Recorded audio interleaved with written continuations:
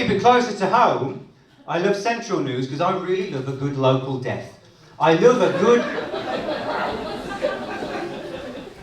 good solid murder in the community. One person went to clap them, but they realised nobody else was going to clap them. This would not look good for me. It's good. Brings everybody together. There's all candlelit vigils and all that kind of stuff. And the news all try a bit more clever than they are. Love a good murder on a cul-de-sac. Because the news going, it's always a good cul-de-sac, there's been a murder. The news going and they've got to interview the neighbours, friends and family about poor Sharon. Because poor Sharon's been bludgeoned to death by her boyfriend Barry. Are you Sharon? Why are you so this is very hard, you're just going to go, hey, you're like, Sharon's been bludgeoned to death by poor Barry. And the news go in and they find out and they get a feel for what Barry was like. And they go in and they ask neighbours, friends and family, what did you think to Barry, who bludgeoned poor Sharon to death? And it turns out, in hindsight, neighbours, family and friends never liked Barry, but they never said a word to Sharon, did they? They never spoke up. Neighbour comes out, oh, well, you know, we had a funny feeling about him.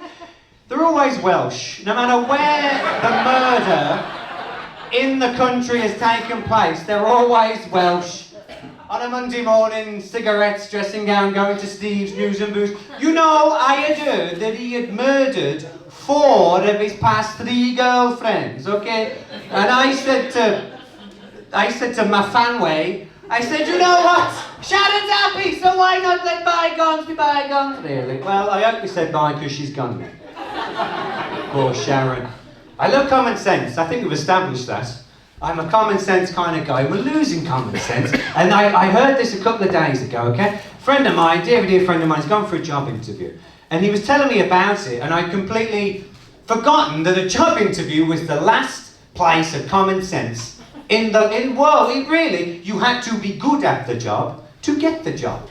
Perfect common sense. But now it's sort of so weird. I forgot. There's a question, you sit down and they go, oh, Mr. Hipkiss, what are your strengths? And you go, I work too hard. I go, fabulous. And you go, I'm too early for work. And you go, fabulous. Then, this is the question that gets me. What are your flaws? What are your flaws? And you go, I'm too early for work. And you go, fabulous. You go, I work too hard. So those aren't flaws, yeah? That's a ridiculous answer to a ridiculous question. You should celebrate your flaws. I'm a flawed man. We're about to find out. This is how the job interview should go. You sit down and go, Mr. Hipkiss, what are your flaws? I go, what are my flaws? Well, I get really angry at the TV. Oh, at the news? No, I don't watch the news. I get angry at Netflix. Oh, why did you get angry at Netflix? Well, I've got the $4.99 Netflix package. And if you've got the $4.99 Netflix package, this thing comes with adverts. However, the adverts are for cruises, Teslas and Rolexes. Folks, if I'm paying $4.99 for Netflix, this is coming from Argos, is it not? And sometimes when I'm doing my food shopping, and I finished, I'm at the checkout, the little machine says, you spend £9.93. Do you want to spend 7p and add it up for charity? Oh yeah, absolutely not. I do not want to do that. But what really gets me going is when I'm doing my food shopping at Asda on a Saturday morning, and I am surrounded by a sea of pensioners who have had all week to do their food shopping.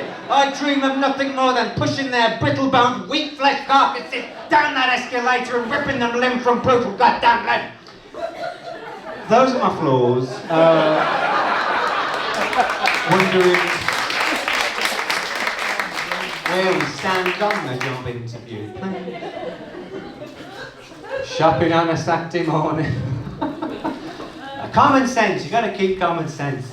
It started years ago, I realised we'd lost it. A few years back, I found this guy on the street and he'd gone down and trying to help him and stuff, and I phoned 999 and they said, 999 accident emergency, is the patient breathing? I was like, no, I'm calling to see how you are. Of course he's breathing. And then what else gets me going is I had an email the other day and it was from Saudi_Prince @ #14621.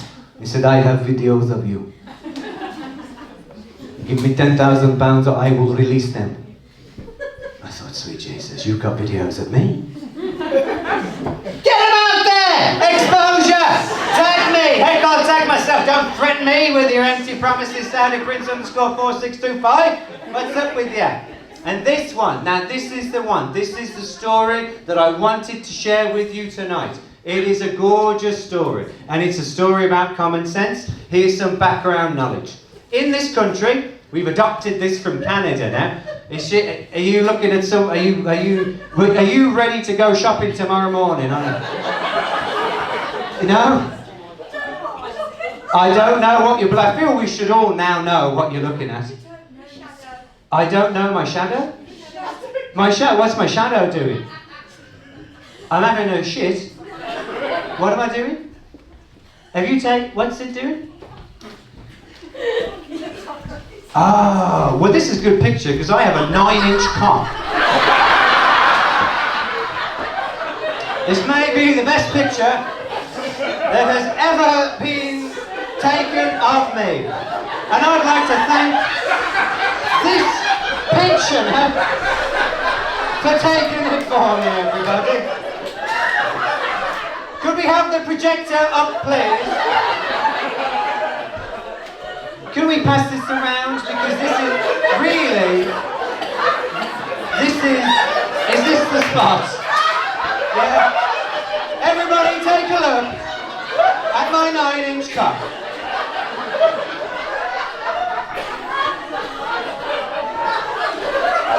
My love, what's your name? Susan. Susan? She is Jean.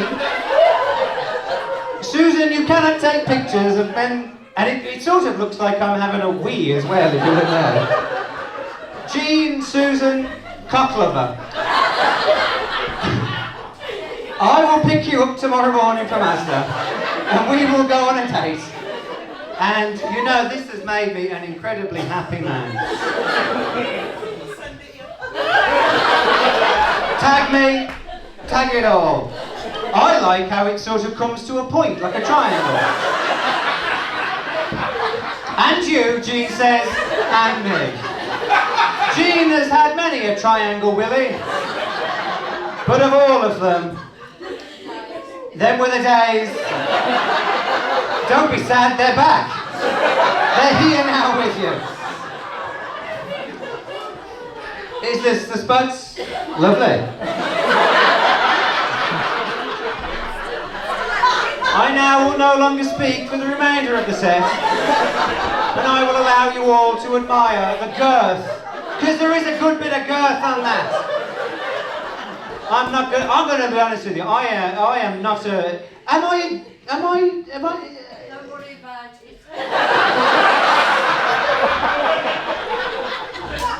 Well, I have to see in this picture Jean/Susan. I'm thinking I might get circumcised. It looks like a fun thing to do. Right. Anyway. Don't give me the phone, Jean. And you bought your own tissues as well, lovely. She was, imagine, how was last night? Oh, I thought. A 9-inch cock. Wipe away the tears, Susan/Jean. Wipe away the tears. Where's the spot? I feel sorry for this man here. He's got it in a prime view. Anyway, yes, so I came on stage at 8:25 and it's now 3 minutes until the end of my set and I have not done half of it. But thanks to... So who did you show? Who did you show? All of you. Are you an accountant? I whispered it, but they took the phone. You... And don't we all want to know... Look at the size of his cock. Everyone can see... I hope they can see it at the back. This is the proudest moment of my life. Anyway, I've got about 3 minutes to wrap this up. Let me tell you, I'm very conscious now. So, anyway. Let me tell you a story.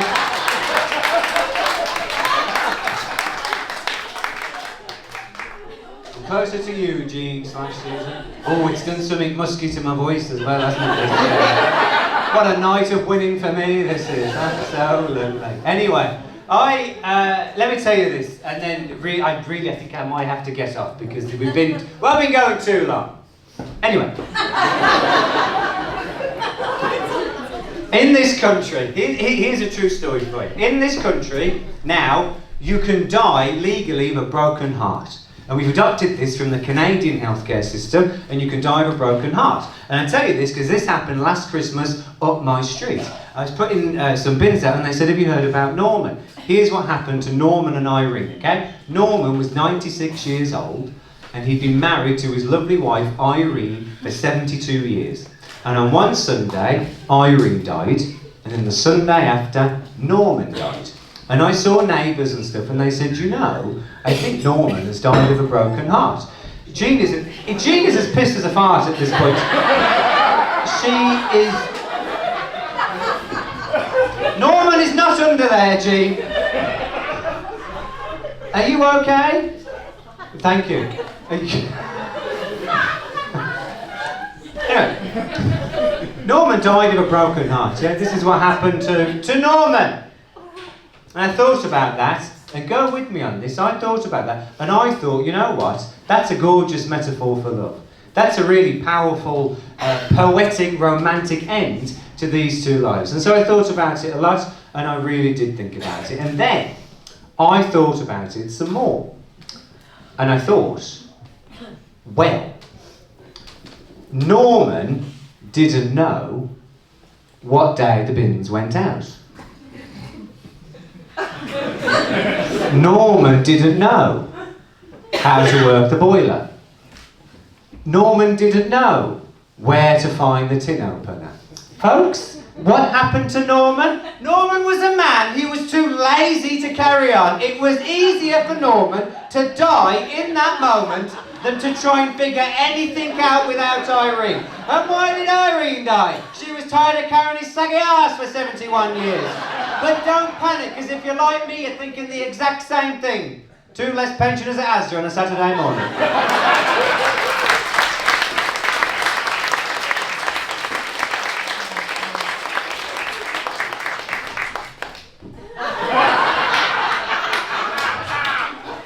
We've never met before, huh? I'll leave you with this, because the willy took up quite a lot of time.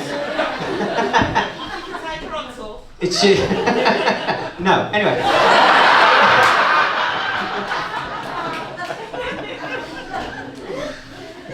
That double-headed one. Anyway, I'll finish with you on this. Very, very, very quick story. I didn't get to any of my drinking stuff. I was going to tell you about my drinking, my alcoholism, all that kind of stuff, and we're going to have a whale of a time. But now we'll skip right to it, okay? 6 years sober, okay? And I've got some favourite sayings. Yeah, you better clap. Yeah, you better clap. You have a good day, have a drink. Bad day, have a drink. And I've got some favourite sayings with alcohol. This is my favourite one. Just shout this one out to me, okay? If you're having a drink at 10 o'clock in the morning, you can justify having that drink because you go, well, it's 5 o'clock somewhere. It's not Thursday, G. 5 o'clock somewhere. It's 5 o'clock somewhere. Now think about the logic of that saying, okay? I have, and that logic is flawed, as we talked about earlier. You can't apply that logic to any other scenario, can you? You can't go, hey, Pedo Pete, what are you doing? Well, she's of legal age somewhere.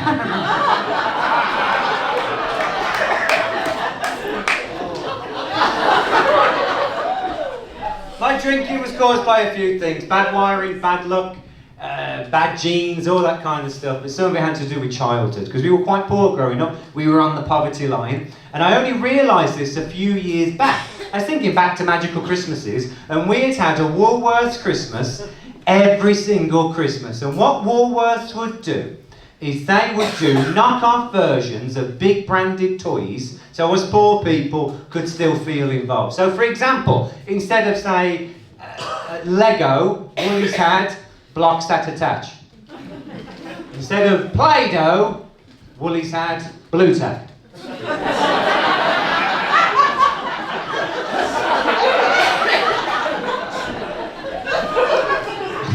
Barbie, Chantel. Now, here's a pop quiz time, because we all love to end on a pop quiz. Can anybody remember the #1 kids film of 1995 and the toy phenomenon that went to it?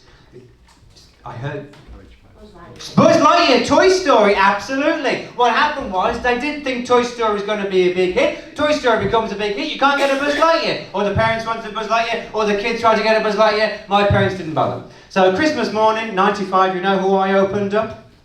Fred Space Days. You press this button, he went to infinity. And that's enough.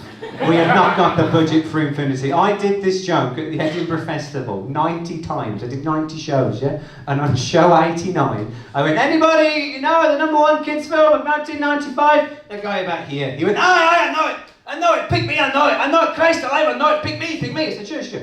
What was the #1 kids film of 1995? He went, it was Train Spotting. Absolutely. Took on, Timmy, choose life, choose a career. Let's go find that turkey down the toilet. Thank you all very much.